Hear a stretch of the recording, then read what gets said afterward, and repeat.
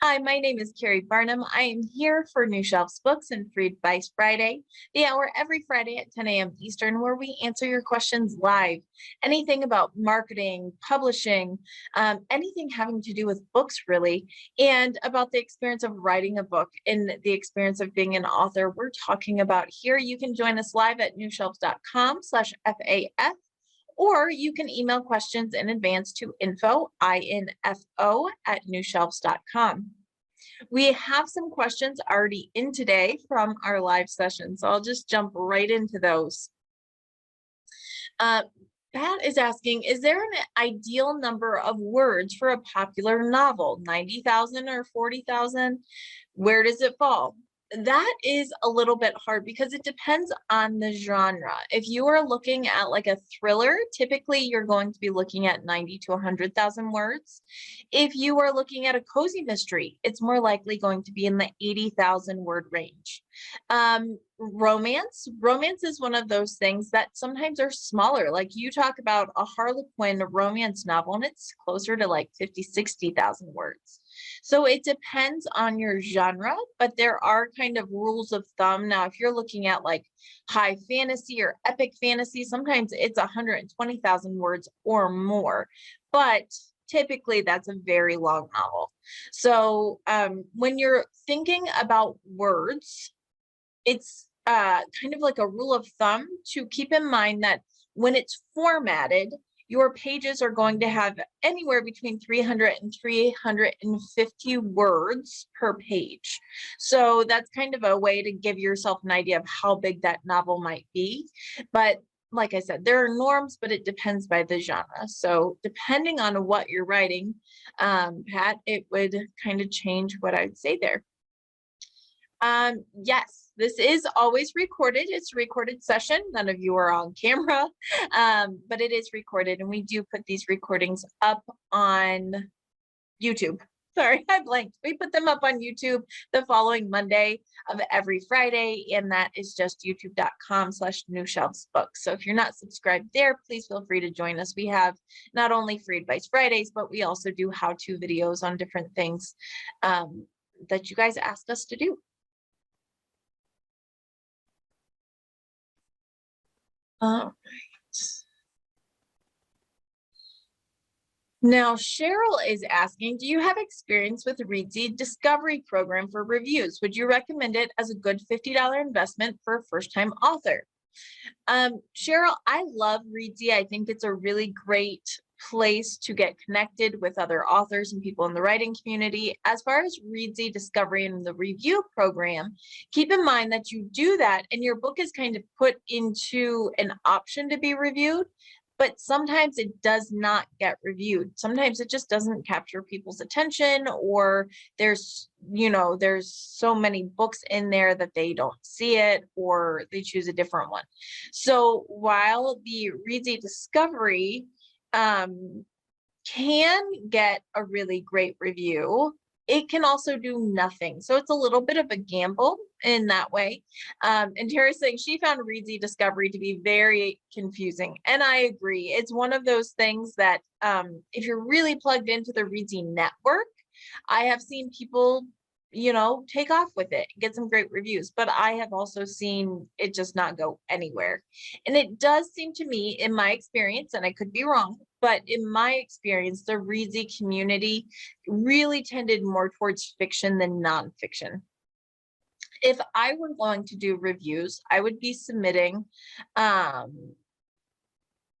I were going to do a review, I would be submitting to the big review publications like Midwest Book Review.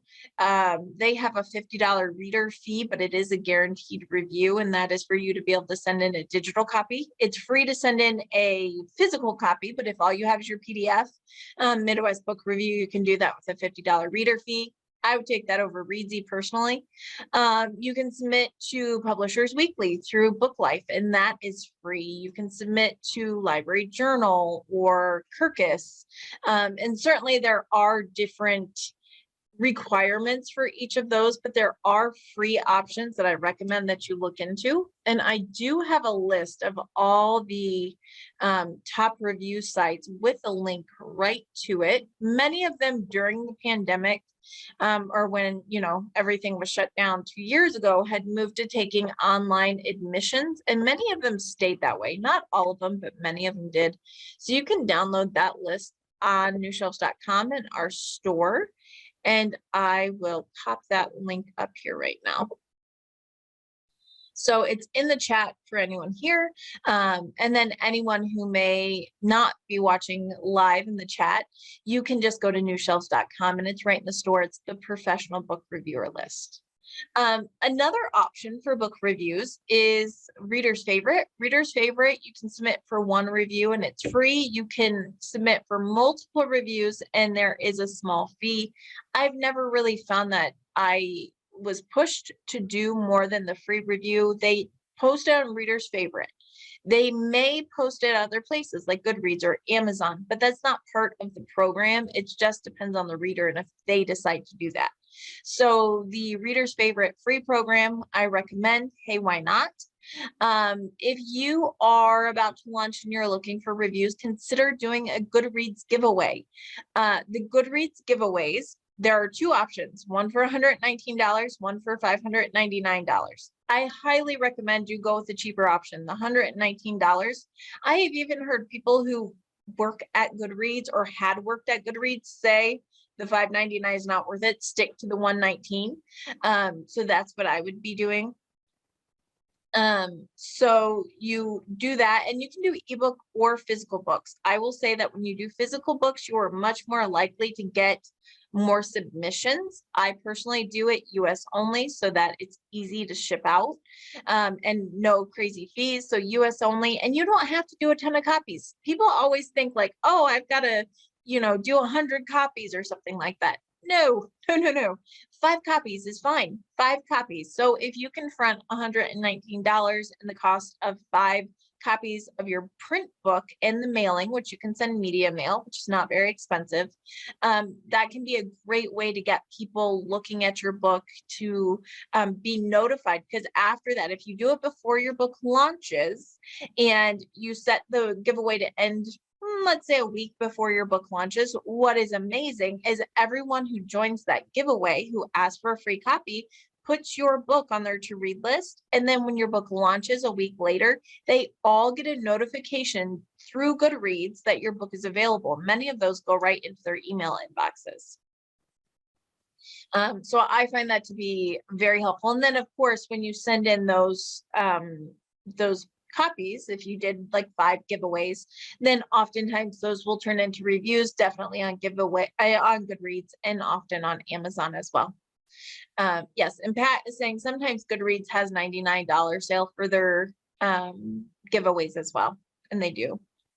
Yes, and the Reader's Favorite review, Pat was saying she was satisfied with, and Randy is noting that Reader's Favorite also has contests, which they absolutely do. So lots of good options out there. Would I suggest doing a Goodreads giveaway after the book is out? I think if you are still trying to get oomph from your book and you're trying to get more recognition, a Goodreads giveaway after your book is out is still a good way to get attention to the book. I think that it's not quite as effective because you want to have the giveaway end before the book launches, so everyone gets a secondary notification that the book is available and it's got sales links and everything on it.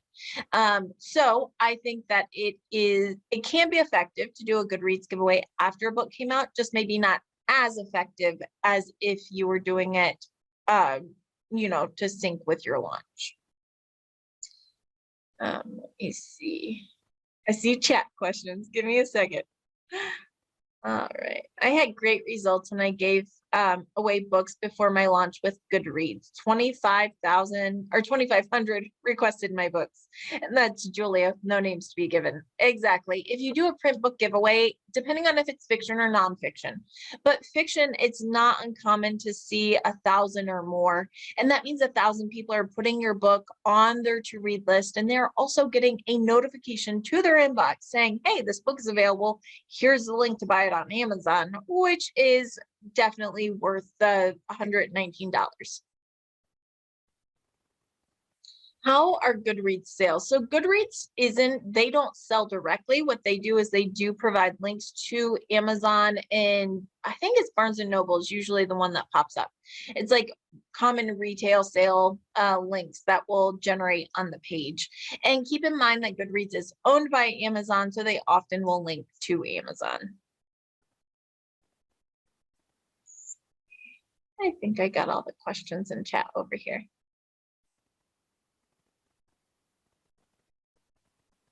Yes, it's really hard. There are so many options for everything from marketing to reviews. It's hard to know where to take your budget and where to spend it wisely. And so that's why I love this group, because we can all come together and say, hey, I tried this, I've done that, it worked, it didn't work, so that you can make the wisest decision and, get the most bang for your buck.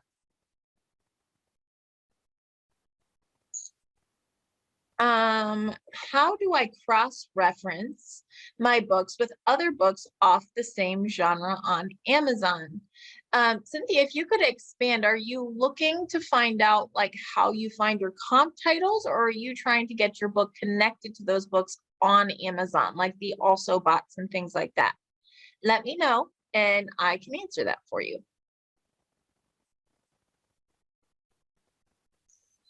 See, Caroline's asking, do I have a training on how to include Goodreads in marketing strategies? Caroline, come to think of it, I've done webinars on that, but it was for groups. I don't think I've got one up on our website, but hey, I could do one. So maybe that'll be on the project list on how to use Goodreads with marketing strategies.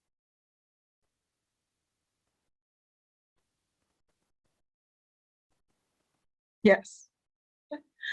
Oh, the also bot box. So Cynthia's asking, how do I get my book linked to other books with the also bots? Well, there is one main way, and that is to get your book bought by the same people. And so the way that's easiest to do this is you run Amazon sponsored keyword ads targeting those other authors and titles that you want to be connected with. Because if you are targeting those titles and you're paying for it, you will show up on their page. And after time, when people see that on that author or book page, if they click on your link and they're buying it, it will start to feed the algorithm. And if it consistently happens, you will start to naturally show up in the also bots, not just the paid advertising. So it is something that you kind of have to train and feed, and that definitely helps. Yes, I second. Inkerscon.com is great. I second that.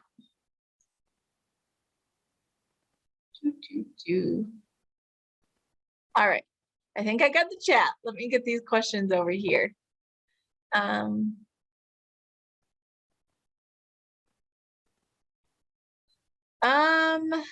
Provide the names and contact information for the 2 attorneys who work with copyright law who were guests of Free Advice Friday. Kate, I'm trying to think back, and I don't think that we have ever had attorneys on Free Advice Friday. I don't know. I'm drawing a blank. I can look back in our archives, but I can't think of ever having attorneys here. If you're looking for copyright lawyers, I would highly recommend that you maybe check out Authors Guild, or you or go right to the copyright website. Sometimes they will have list of attorneys. I can't think of anyone personally that we have that focuses specifically on that. However, that's a great idea. I would love to have an attorney that focuses on copyright law come be a guest. So maybe that's someone I'll hunt for.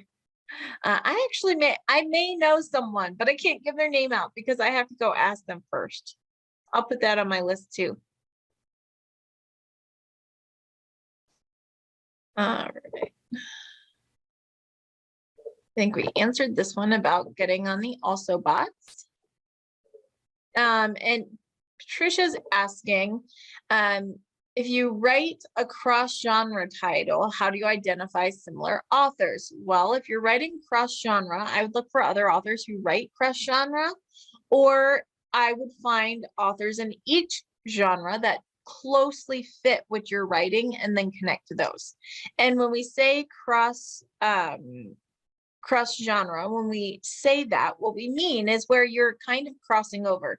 So it's not just romance, it's romance sci-fi, or it is a medical thriller. So it is thriller, but it's also kind of got that medical aspect to it. So it's where you're kind of taking some main genres and you're welding them together, you're merging them. And so I would be looking for other authors that write cross genre, and I would be looking for authors in each genre that closely fit to what you're writing, and I would target those. And Tara is saying through IBPA, the recommended copyright lawyer is Jonathan Kirsch, Kirsch. So that's a good one to check out if you're looking for someone who specializes in copyright law. Okay, for Goodreads giveaway, do I need to be pre-order on Amazon first? Yes, you need your, well, do you? To be on Goodreads. So the answer, I believe, is no. However, I would be, especially for your ebook, put it up on pre-order. For Goodreads giveaway, though, if you are a first-time author, you cannot claim a Goodreads author profile until your book is live on a sales site.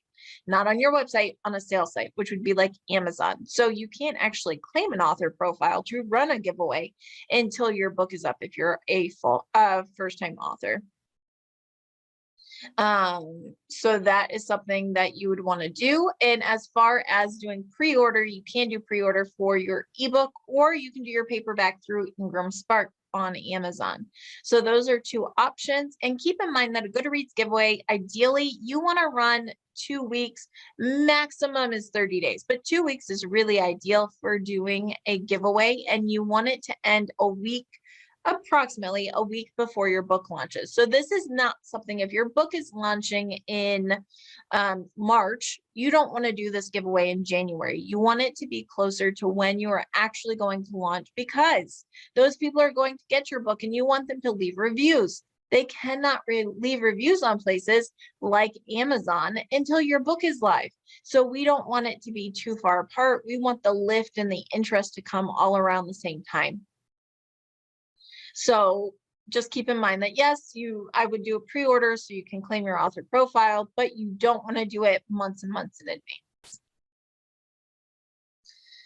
I'm going to publish my second picture book in the spring. Should I do another launch team to give away the ebook for reviews, and would you do pre-orders? So if you're doing a picture book, I would say doing pre-orders for your print copy may be smart if you have a pretty loyal following, if it's something in a series, and if you are promoting it. That's really the key, is if you're going to put up a book for pre-order, you want to make sure you promote it. It's not just sitting there. So if you're going to promote it, sure, I wouldn't do pre-order for a very long time, but you can do a pre-order. And absolutely, as far as a launch team and ebook giveaways, I would, because you need reviews for that new book. So having that can definitely help if you have a launch team that's ready to help.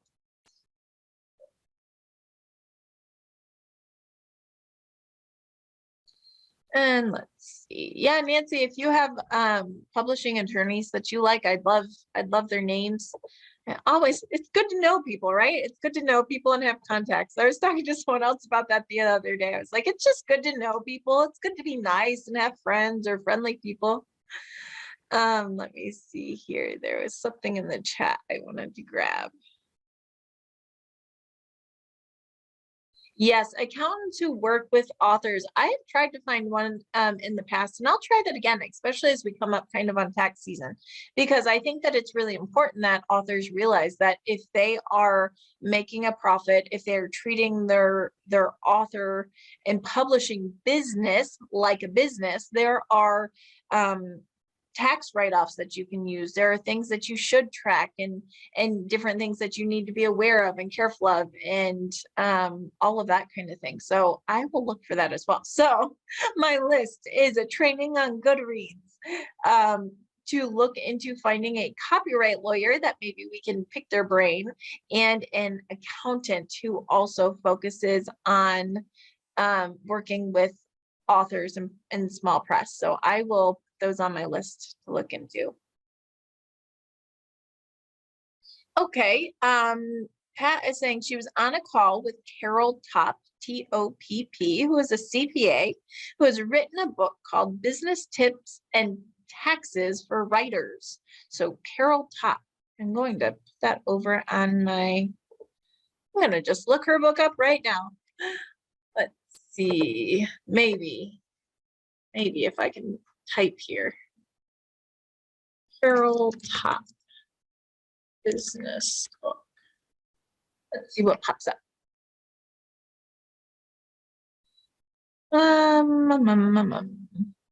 Nope.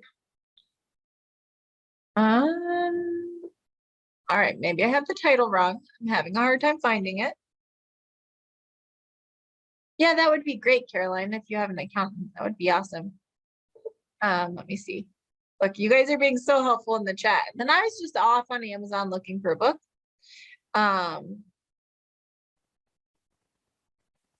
That's great. So Cynthia is saying Sharon Brownline with Aspire book covers does awesome work and is highly recommended. See, it's just good to know people. It's good to know stuff. Let's see. I'm going to take this because I'm probably typing it out wrong. Sorry, I get on a tangent and then I just get focused on that. So let's see if this comes up, and then I'll answer more questions, I guess. Well, I'm not finding Carol's book, but I will look for that later. Let's see what comes of it. All righty. Now I have to find my screen again. All right. Oh, and Jane saying Carol Topp spoke at the Florida Author and Publisher Association conference, and she was very good. It's on her website, so I'm going to look for her website. Look, Sherry just showed me up there with your skills on Amazon. She pulled that right up. So I will share just so everyone can see Carol's book, because she is getting such high recommendations from our group over here. I will share that over. So this is the book we're talking about, Business Tips and Taxes for Writers, and it's got good reviews, and it looks like it's got some great information. So maybe I'll reach out to Carol sometime soon and see if maybe she wants to come be friends. All right, you guys. Yes, Eileen found it too. Let me see. We've got more questions. Do I recommend Reader's Favorite? Yeah, I think we touched on that, Eileen. Reader's Favorite, I think, is good. Certainly the free reviews, and you can also do those contests, which do have awards.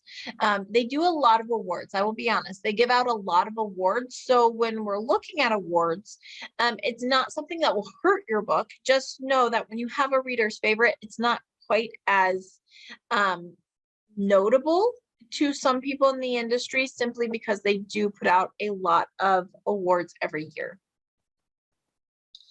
So just something to kind of think of.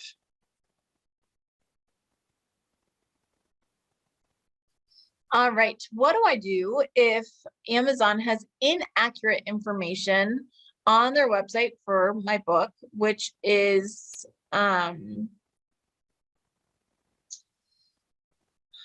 if your book has inaccurate information on Amazon, It needs to be fixed by either the publisher or the distributor. So if your book is up on Amazon through a distributor, they need to change it. So you need to put your request into the distributor. If the book is up and it's got inaccurate information, you have a publisher, you would request changes from your publisher. And if you are the publisher and it's up through KDP, then you would go in and manually change it. So it can be fixed, can be changed. You just have to go through the person who is kind of in charge of that book on Amazon. What do I think of TikTok or Book Talk for authors? Will it help sales? Yeah, I mean, I think we have seen that TikTok or Book Talk for authors can definitely help sales. I've seen it with clients, and I've certainly heard stories of how it can work.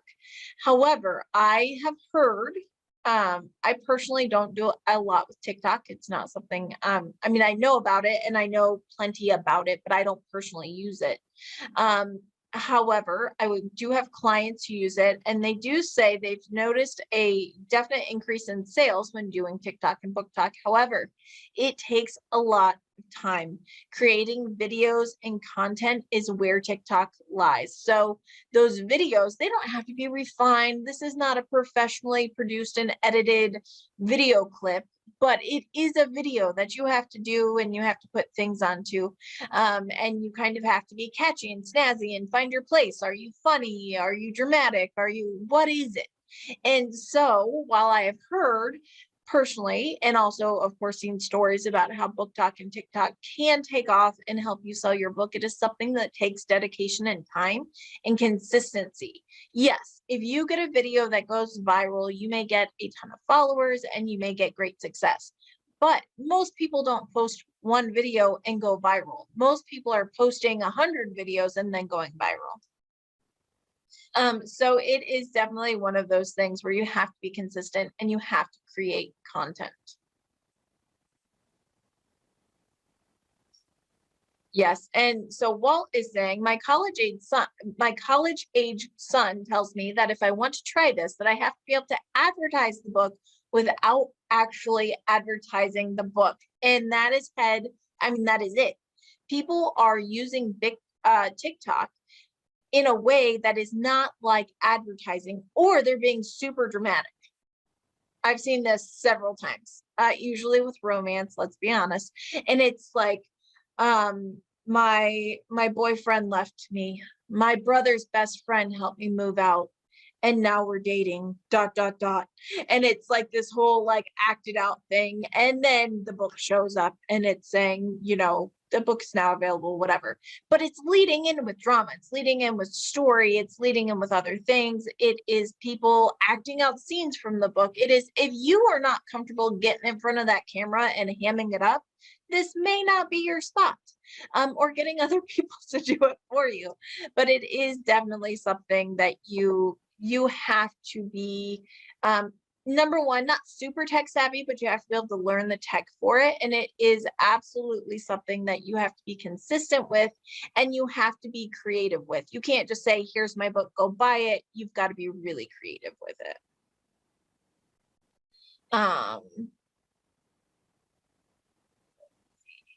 Yep. And so Caroline was saying there was a good article on IBPA, the magazine, on TikTok and Book Talk this month. I did see that. So if you get the IBPA magazine, that was in there. Check it out. Let's see. And Terry's saying Ashley Raynard, who sold 10,000 copies of her book in the first few months because of a TikTok strategy, was posting a long time consistently and frequently before her book launch. It's not just once in a while thing. Exactly. And also, so Amy Collins, who we know and love, recently signed, or she has a client who she found on TikTok. This woman does hilarious videos, and she found her on TikTok, and she had been building a following, and she was kind of writing and involving people in the storyline as she went. She was involving people, and she was growing an audience because people were like taking a personal interest in the story of this book.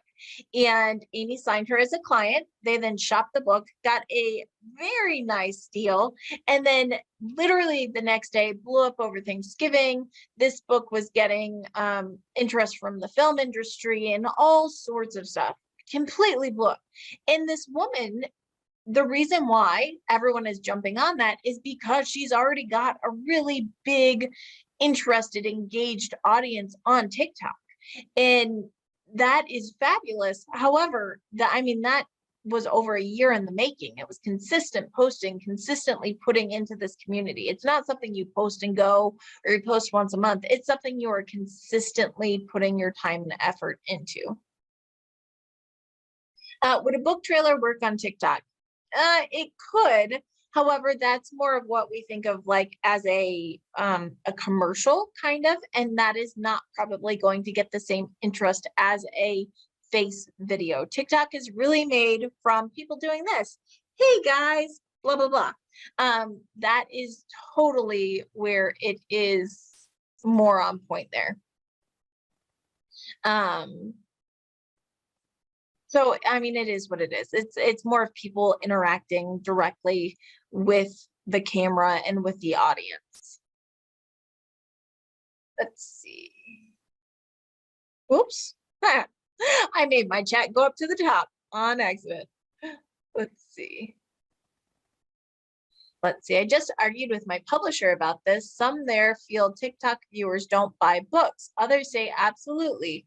Friend the book lovers on TikTok. I mean, I think it depends. If people feel connected to you, and this is any social media. Actually, let's talk about that. Any social media. It's not just about numbers. You can have 40,000 followers on Twitter and no one care about you. But if you have an engaged audience, whether it's on TikTok or Twitter or Facebook, if you have an engaged audience who cares about you, about your writing, who feels like they've been involved in the writing, did they help you name your characters with a poll? Did you say, hey guys, I need a place, where could I put a cabin in the state of New York that would really work well for a book, for a creepy scene? Are you involving people?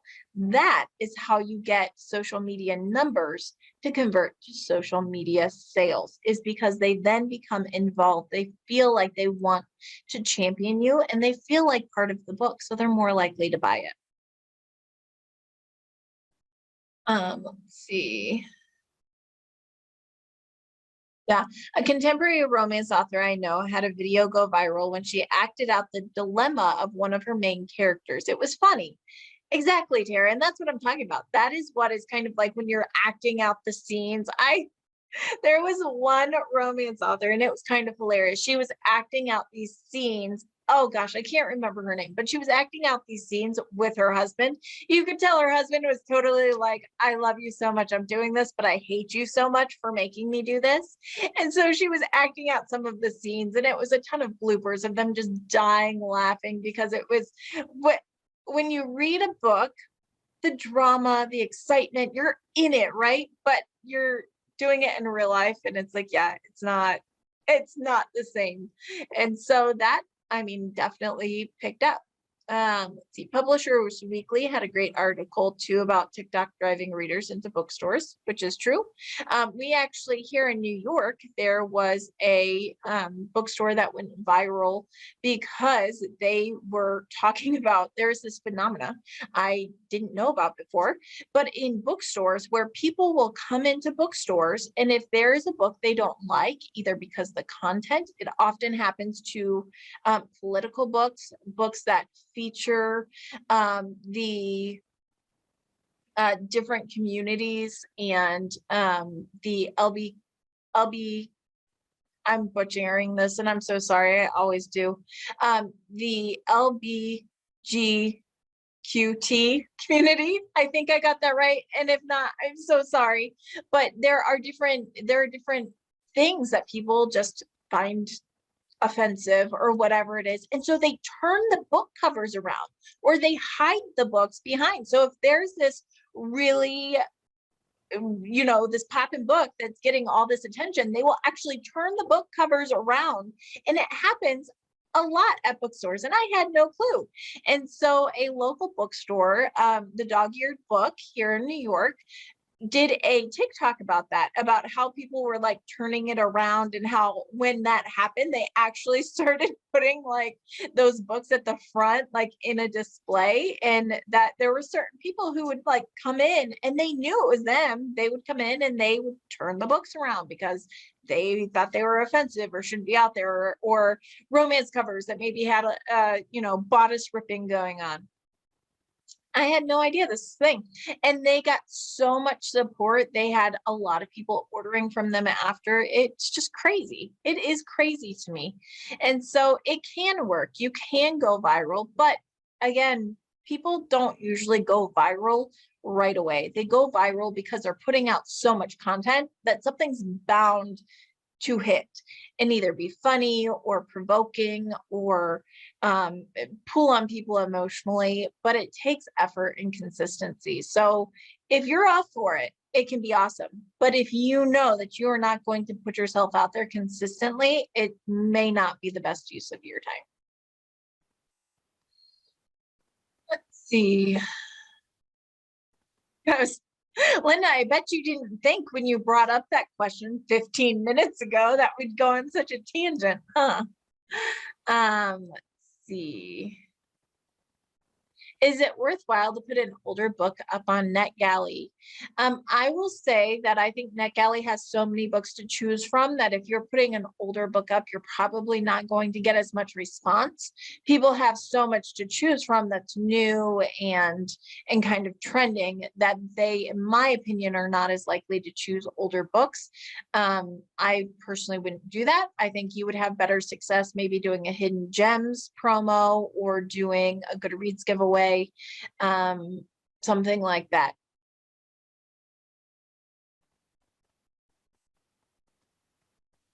Let's see. And Nancy is saying 2 recommended really knowledgeable publishing lawyers in Minnesota are Julie Finch Law and David Kozer, Koehser, Esquire. I've known them for years and they've worked together. So that's good to know if you're looking for lawyers that are knowledgeable in publishing. What is a Hidden Gems promo? Oh, you guys. Hidden Gems is a review site that is fabulous. They book way, way, way out in advance. Why? Because they're cheap. So Hidden Gems, let's just go to their website because we can, and then I will share it with you. Their website is, let's try that again. It is hiddengemsbooks.com. I spelled that wrong, which is why it didn't pop up for me. Give me 1 second and I will share my screen. All right, I'm going to share my screen here. So Hidden Gems is a review program and readers, of course, can read for free. So, you sign up for a list of genres that you're interested in, and they will email you different books in those genres, and you can decide to take it or not. If you take the book and you would like to read it, there is no requirement that you review. You're highly encouraged to review. You are reminded to leave a review, but it is not required. Therefore, it is allowed under Amazon's rules of what you can do and not do with reviewers, and not requiring them to do something so that the book, what you have to be careful of is if you require a review when you give someone a book, Amazon considers that payment, where you are paying them with the book and they are then required to do the work of leaving a review. So you don't want to do that. And Hidden Gems does not do that. What they do is they send a book and say, if you like it, read it. If you read it, we would love a review. And they do that completely above board. They do it well. And they have a nice list of people who are on their review list.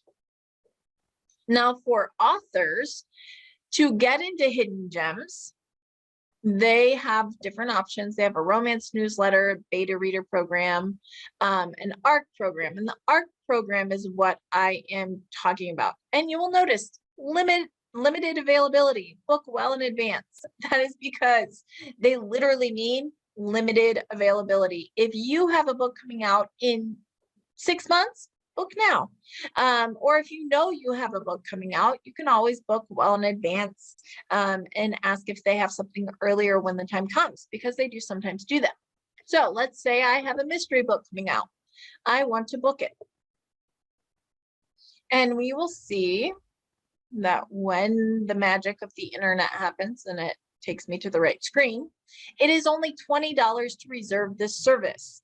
Now, reviewers are based on a number. So I believe the most you can pay right now for unlimited reviews, which means as many people as want to take that book do. And that is $420, I believe, as of today, which is January 7th, 2022. They can, of course, change their price, but the most you can pay is $420, and your $20 reservation fee goes towards that. But it's based on how many people accept your book and download a copy. So you simply choose the date that you would like to book for.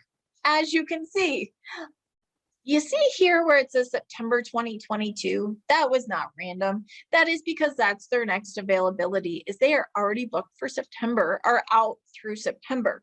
So if I wanted this, I would say, all right, I'm going to take September 5th, and it's going to cost me $20 to reserve it.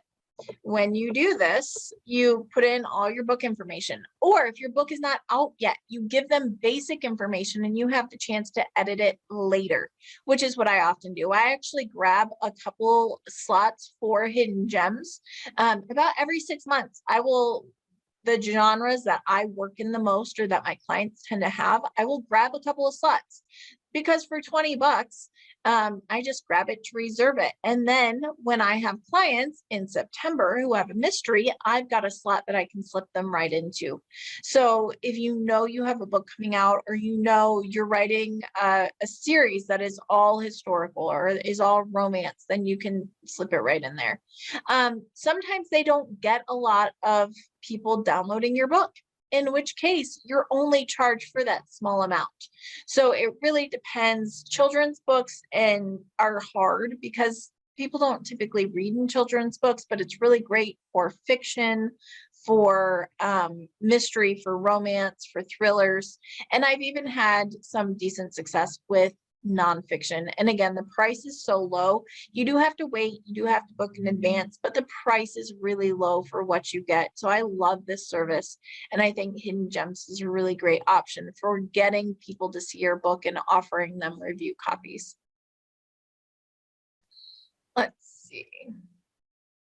I had a question pop up here. What if your book comes out before the Hidden Gems date?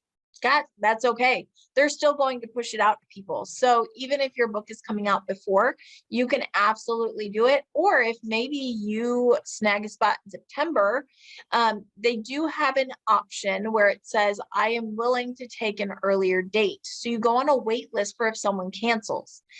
So I've actually had a spot, let's say for September, and I had a book coming out in April. And I put in that I was willing to take an earlier spot starting April 1st. And I've actually gotten in earlier because they said, oh, hey, we had a cancellation last minute. Do you want to take that spot? And I just confirmed and they used it. So you can join the waiting list. And sometimes you get your book in earlier than you think. And that is very wonderful. Just make sure that you have all your details in there. And if it comes out later, it's okay. You're still going to get those review opportunities. So it still works out really well.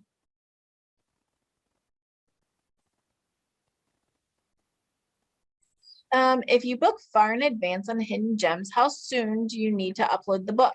They will remind you, I believe it's required, the book files. And keep in mind, you need your PDF, your EPUB, and you need a Mobi. You still need a Mobi file for this. You need all three, and I believe you have to have those uploaded. It's a week or 10 days before your actual promo date. So, I mean, not not that far in advance at all. Highly recommend. You can edit all the information. You can change the book. You can say, oh, hey, I'm going to put it in for my mystery thriller, and then realize you're writing a whole new series. You can switch. You have to stay in the same genre, but you can switch the book entirely up until that last like 2-week period. For nonfiction, I have seen some success with nonfiction. It depends on the nonfiction and how mainstream it is. If it's super niche, if you have a book on dentistry and it's very focused on dentistry, is it probably going to get a lot of readers on Hidden Gems? No. I mean, it's just not, because it's not niche, it's not focused. But if you have nonfiction, motivational books, health books, things that would hit a lot of readers, I have seen some success there. Let's see.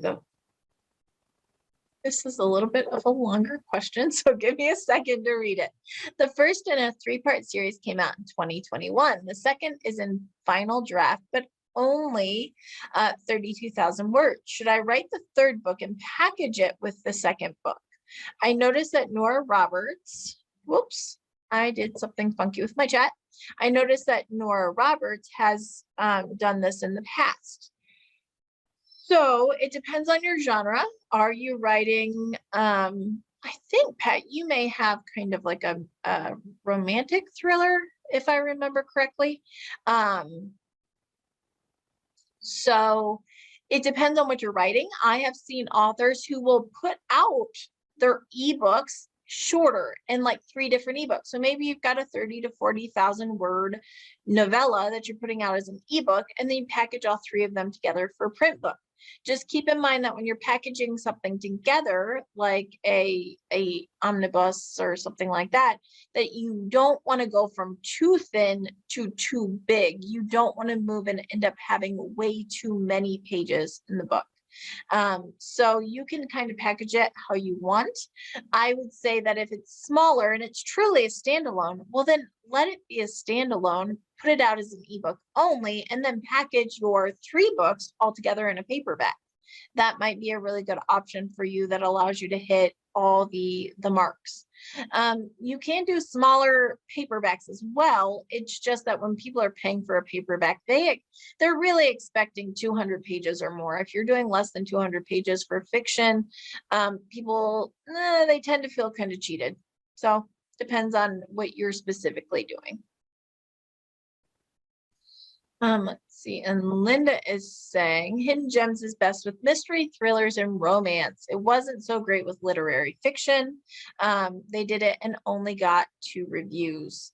But I was right about it not costing much. And I think, Linda, if I remember correctly, you only had that $20 down payment, and it wasn't down payment. I don't know. It's called a reservation payment.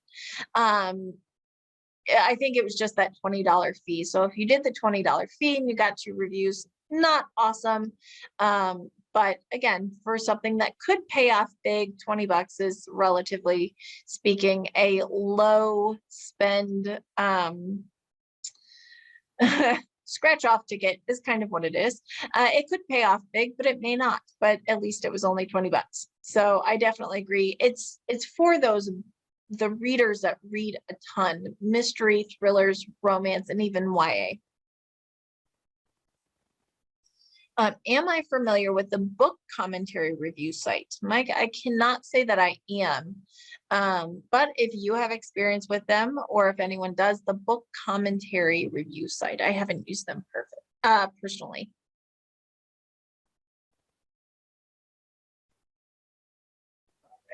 With Hidden Gems, how important is the timing? If my book launches in February, would I still want reviews in December? No, you do not. Well, it depends. Are you talking about in January? If your book launches in February 2022, do you want to put up for reviews in December 2022? I don't know. It depends on how many reviews you know or think that you can get right away. If you know you've got a strong launch team and you're going to get reviews right out the gate, almost a year later, getting reviews probably is not going to be as important. However, there are a lot of people who thought that they were going to get reviews like that, and they're struggling to get up to 15 reviews a year later. So again, it just depends on how strong your launch team is. Also keep in mind that if you are launching in February and you're taking a December slot, you can say that you are willing to take that earlier. And with that wait list, you may get a much earlier date. So do you have $20 to spend? Are you willing to take a bit of a risk? If so, I kind of see it as why not? This is one of those things that has paid off enough that I say it's a little bit of a risk, but I would take it personally. Historical fiction would work for hidden gems, yes. And especially if there's any romance in there that you can play up, yes.